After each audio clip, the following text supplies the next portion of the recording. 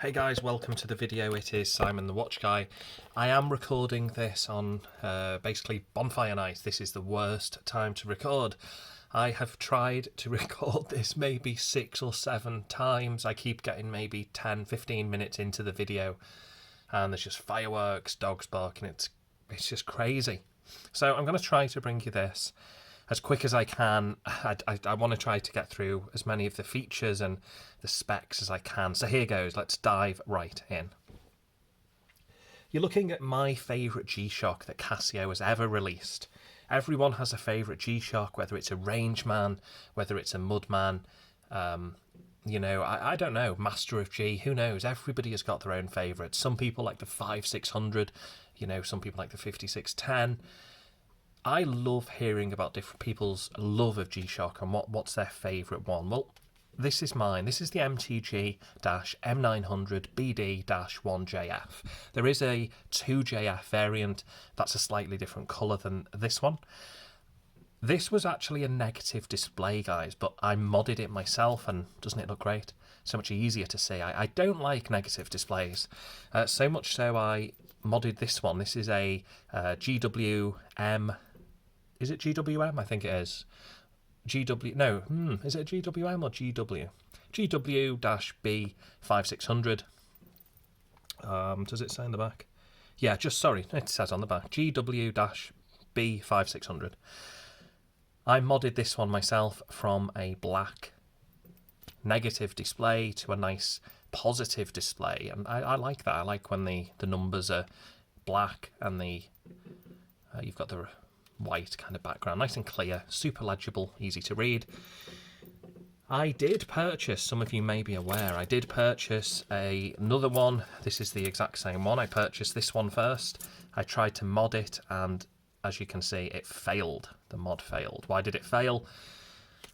Someone on the internet said what you should do when you polarize, when you mess with the polarizing filters, is use Goo Gone. Use Goo Gone, it's great. It is great.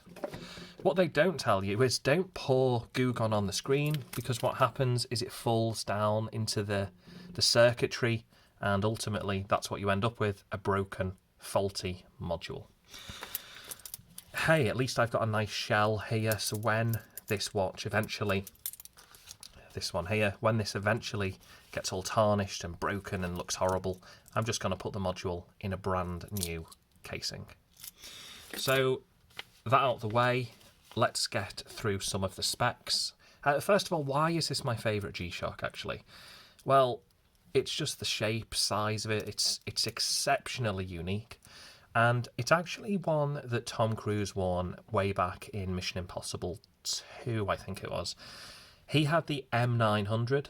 No, he didn't. He had the MTG-M900. And this is the upgrade of it. This is a slightly upgraded module. So you've got the multi-band 6 and you've got the tough solar. So let's get into the specs. We'll talk about the watch in just a second. So it does come with a stainless steel bracelet. It's got a fold-over clasp. It does have some micro adjustments. Resin and stainless steel pretty much make up most of the materials. It does seem to have a plastic kind of surround here, so that's quite good. It means that the mineral crystal is actually, it's really embedded quite deep into the... I don't have a piece of paper to hand, but if you were to slide, you can see it right there, guys. If you lay your finger across it, there's a gap under there. So when you drop the watch, even if you drop it face down, you're just not gonna mess up that mineral crystal. You'd have to be pretty unlucky, I think, to mess it up. So it's no great deal, I don't think. It's not sapphire. And to be honest, if you're a fan of G-Shocks, you're probably aware that they all have that kind of protruding face, and it does protect the mineral crystal. So as you can see, mine is the blacked out version. I've personally modded that from negative to positive display. It doesn't have a rotating bezel. It's all stationary, just fixed in one position. Again, tough solar, mineral crystal. Calendar does have the day, date, month. It only has the American date format. Sadly, it doesn't have the British or European, so it's the 5th of November here. Whereas on this watch, it's crazy. It's the November the 5th. So I have to read that backwards. It's the 5th of November for me, okay? That's how we do it here in the UK, just for the American viewers and subscribers. Again, it's bonfire night, so please excuse, I'm so sorry for those fireworks. I wish I just could mute them. So distracting. 200 metres water resistant. It really is just a beautiful watch. You can still pick these up if you're lucky enough. I mean, you're gonna pay a bit of a premium unless you manage to strike lucky.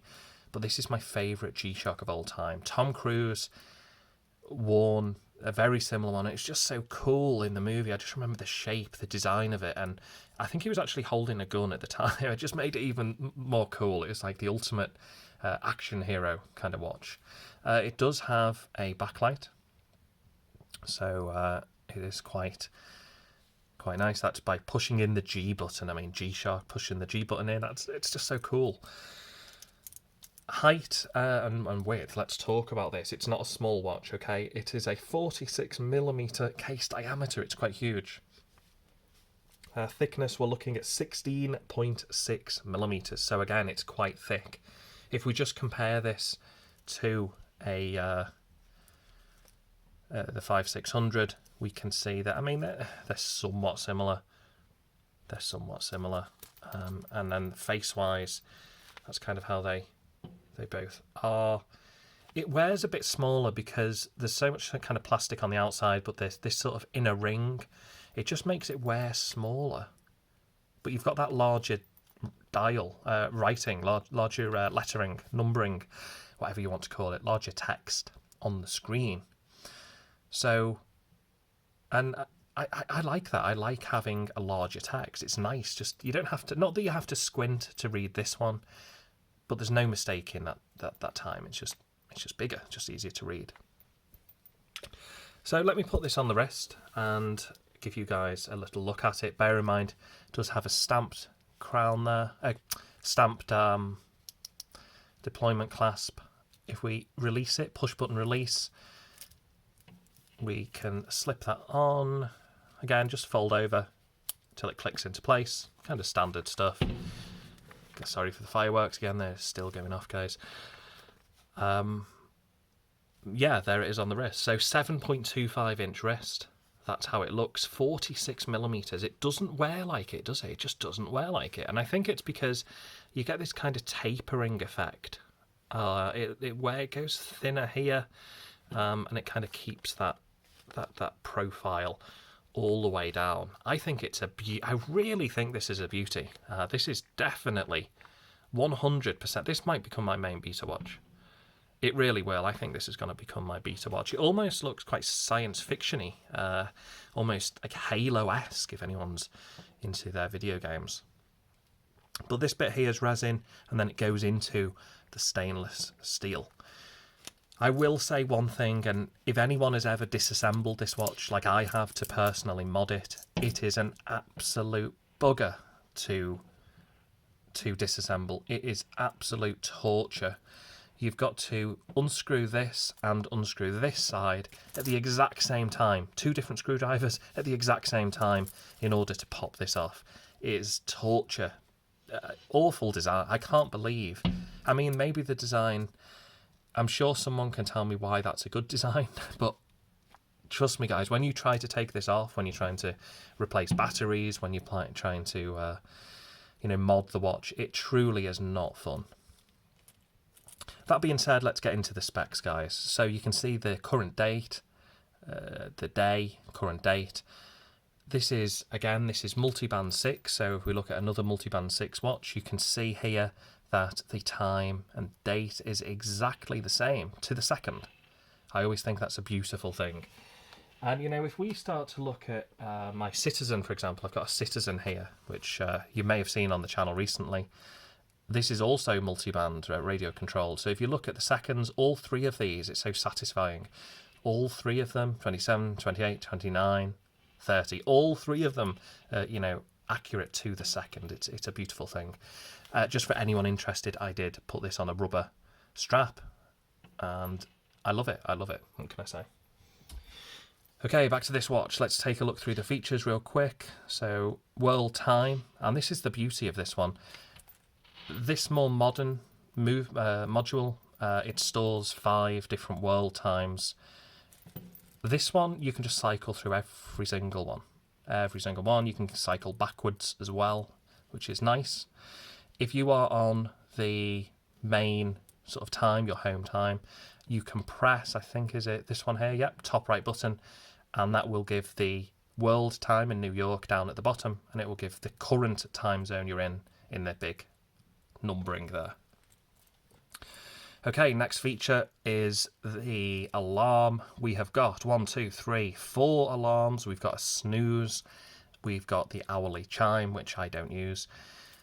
And interestingly enough, while you're setting the alarm there, you can actually still see the current time. Really nice feature.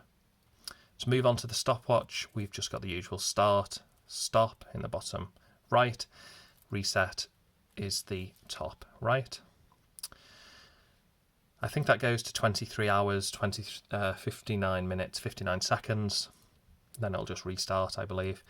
Countdown timer. So if anyone wants to, do a 24-hour countdown, you can do that here. Or maybe you want to time 10, 20 minutes while you're cooking some food, who knows. And then you go back to the main screen. And that really is it, guys. This is the kind of watch. It's a beta watch for sure. It can definitely take a lot of abuse. Although this particular one hasn't. Solar powered, you're going to get maybe 10 years out of a single battery. And then when you do need to change that battery, you do need one of these Panasonics, which is a 161F, I think that is. Panasonic, made in Indonesia. You shove that in the back of the module. That is the module. It's broken, but that is the module. So, yeah. What can I say, guys? If you are looking for a reliable watch, it does have a power save function there as well, which this is set to power save. So if you don't use the watch for maybe a couple of hours, I think it is, this will go into kind of like a hibernation mode until light hits it. When light hits it, it will come back and display the time. Saves that battery, saves that battery juice. Really useful in the winter when you're not getting sunlight. What else have we got? If you do have a low charge, you're going to get a little flashing arrow here. You've got the battery life, which you don't have on the newer. It doesn't. You've got to use the app and Bluetooth to see that on the newer model, on the B5600. But on this, you can actually see straight away on the screen how much battery life, how much juice is left in the battery. So I'm literally going to put this on, guys. I'm going to wear this, and when this video finishes, I'm going to stay wearing this. I really am. It's my favourite G-Shock. So I hope you enjoyed the video. Sorry again for background noise. I simply cannot help it. Firework, bonfire night. What can I say? Let me know what your favourite G-Shock is, and let me know what you think of this one. If you don't like it, that's completely fine. If you do like it, that's fine. But yeah, interested to hear about your G-Shocks. Do you collect them? Do you have a favourite? Are you looking to buy one? Are you saving up to buy one? Let me know in the comments below, and I will see you in the next one. Okay, thanks for watching, guys.